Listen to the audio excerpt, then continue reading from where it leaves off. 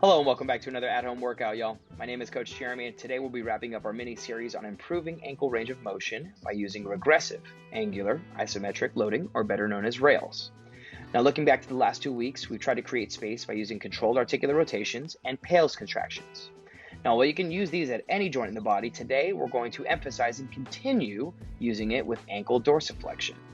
Now, while the ankle can move in different directions, the action of dorsiflexion is typically the best and first place that you want to look if you're noticing a lack of depth with certain exercises. So, what constitutes an acceptable range of motion for ankle dorsiflexion? Think back to last week's knee to wall test and try to remember how far you were able to push your knee forward.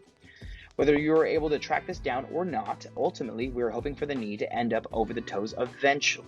Remember, we want the foot to stay flat while doing this, so keep that in mind as you test and retest after immobilizing.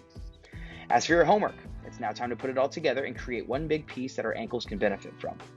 Let's insert ourselves into where last week's workout ended with the pales contraction in our end range position.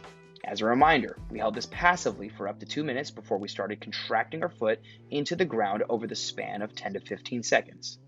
This is where we now add in the rails by pulling the foot up towards our shin and holding that end range for an additional 10 to 15 seconds.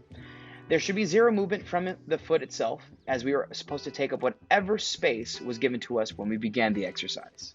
You should notice a different sensation and maybe a burn in regard to the muscles contracted and what's being used. Remember, finish 3 sets of cars and immediately follow it up with 2 sets of pales and rails to get the most bang for your buck. Let us know which part of this mobility exercise routine you find the most useful in the comments below, and we will see you next week. Later, y'all.